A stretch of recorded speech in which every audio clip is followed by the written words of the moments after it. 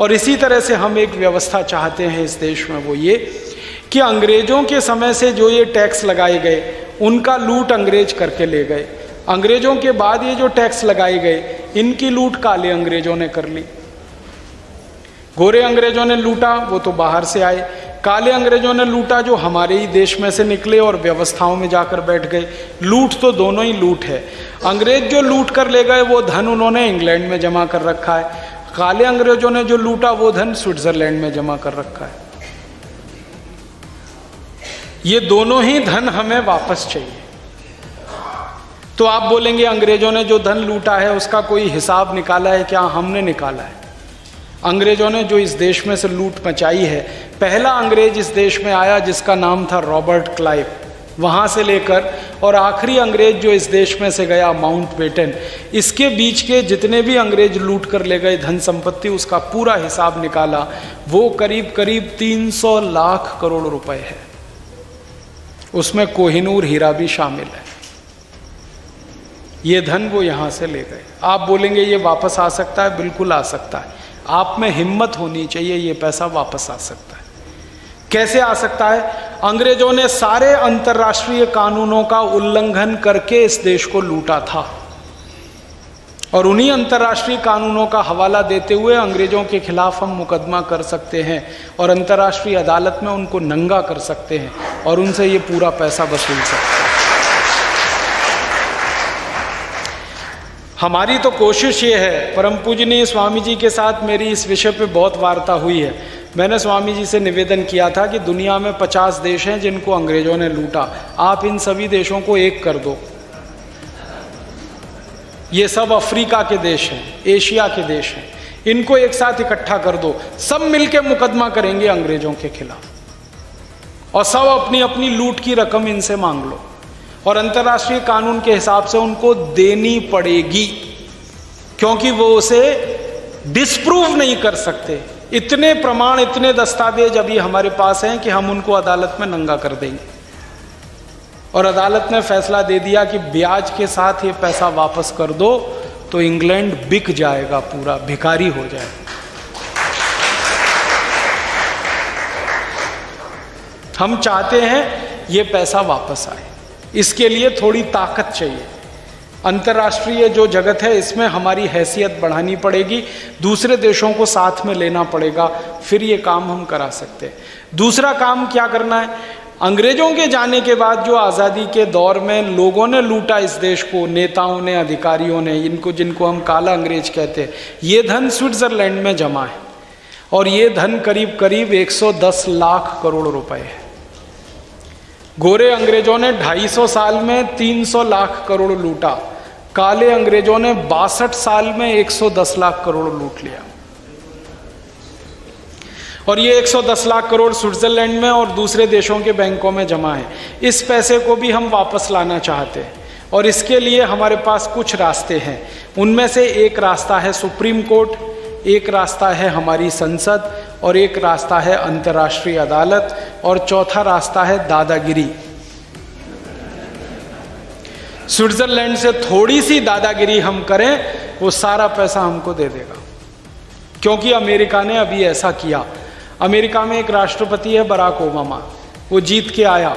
जीत के आने के बाद उसने नोटिस दे दिया स्विट्जरलैंड की सरकार को और थ्रू यूनाइटेड नेशन, संयुक्त राष्ट्र संघ की तरफ से नोटिस भिजवा दिया और उसमें 15 दिन का समय दिया कि 15 दिन के अंदर अमेरिका का जितना पैसा स्विट्जरलैंड के बैंक खातों में है ये बता दिया जाए और इस पैसे को अमेरिका को वापस दे दिया जाए, नहीं तो स्विट्जरलैंड के खिलाफ कार्यवाही होगी और संयुक्त राष्ट्र में भी होगी, अंतर्राष्ट्रीय अदालत में होगी। स्विट्जरलैंड की सरकार परेशान हो गई। 15 दिन में उन्होंने अमेरिका का 470 अरब डॉलर वापस दे दिया, 15 दिन में दे दिया। अब बराक ओबामा ये कर सकता है तो हिंदुस्तान क्यों नहीं कर सकता? हम भी कर सकते हैं। हमारे पास तो कानूनी रास्ता भी है। कानूनी रास्ता क्या है? हम सुप्रीम कोर्ट में एक मुकदमा दाखिल करें और उसमें ये कहें कि आज़ादी के बाद इतने घोटाले हुए हैं। आपको मालूम है एक घोटाला हुआ था इस देश में, यूरिया घोटाला, याद है आपको? नरसिम्हा राव जब प्राइम मिनिस्टर थे तो उसमें 133 करोड़ रुपए का पेमेंट किया गया, यूरिया का एक दाना भी नहीं आया इस देश में। यही था ना, उसकी जांच हुई सीबीआई की, तो पता चला 133 करोड़ स्विट्जरलैंड में जमा हो गया। किसके खाते में जमा हो गया? नरसिम्हा राव के बेटे के खाते में जमा हुआ था ये पैसा, उनके बेटे के खाते। तो सीबीआई ने बेटे को रेड किया, उसको पकड़ा गया, तो उसने कबूल किया कि हाँ उसके खाते में है। तो सुप्रीम कोर्ट ने तुरंत फैसला दिया और कहा कि ये जो धन है वो नरसिम्हा राव के बेटे का नहीं है, भारत देश के लोगों के करोड़ों की खून पसीने की कमाई का है, वो देश का पैसा है, राष्ट्रीय संपत्ति है, इसलिए इस पैसे को तत्काल भारत में वापस लाया जाए।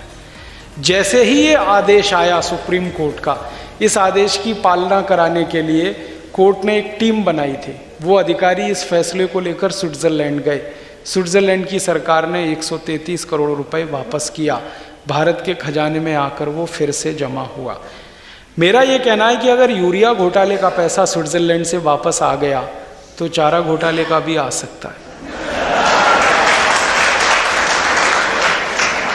क्यों नहीं आ सकता? घोटाला तो घोटाला, चारा घोटाले का आ सकता है, गेहूं घोटाले का आ सकता है, तोप घोटाले का आ सकता है, बोफोर्स का आ सकता है, चेक पिस्टल घोटाले का आ सकता है, आज़ादी के बाद हजारों जो घोटाले हुए हैं सबका पैसा आ सकता है।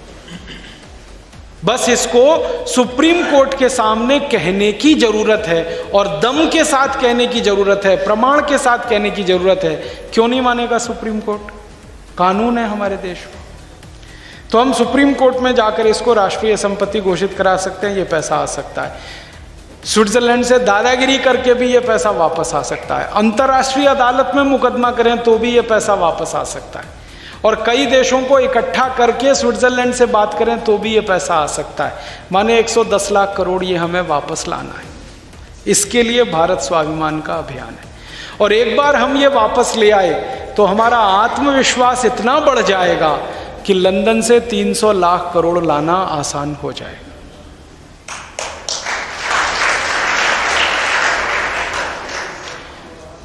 इंग्लैंड के लोग ये कह सकते हैं जी हमारे पास अब नहीं है, तो ठीक है तुम्हारे पास नहीं है तो हम दूसरे तरीके से इसको वसूल सकते हैं। आप बोलेंगे कैसे वसूल सकते हैं? इंग्लैंड की जितनी कंपनियां भारत में काम कर रही हैं सबकी संपत्ति को 1 मिनट में जब्त करेंगे और कहेंगे जाओ यहां से, ये तो सब भारत का। ऐसे वसूला जा सकता है।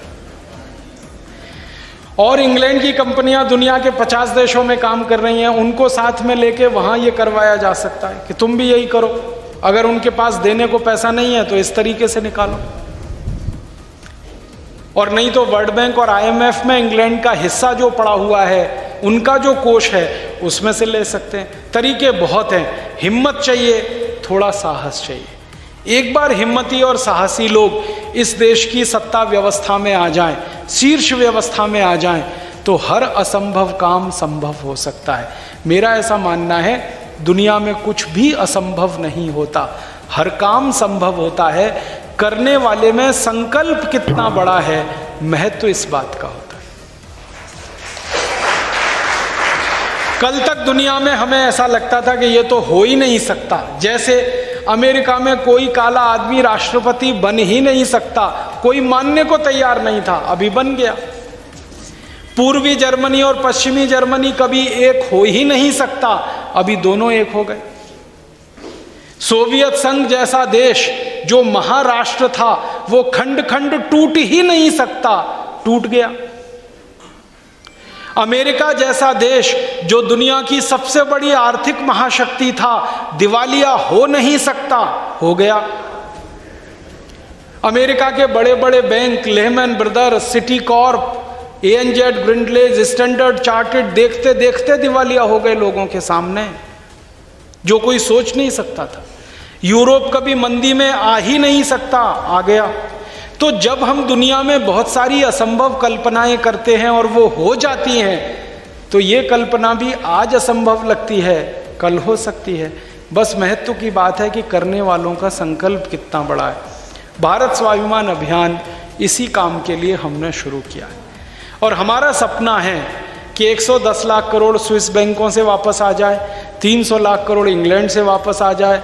410 लाख करोड़ की रकम इतनी बड़ी है कि इस रकम को हम हिंदुस्तान पे लुटा दें, एक एक हिंदुस्तानी को बांट दें, तो एक एक हिंदुस्तानी के पास कम से कम 4 से 5 करोड़ रुपए से ज्यादा आ जाएगा।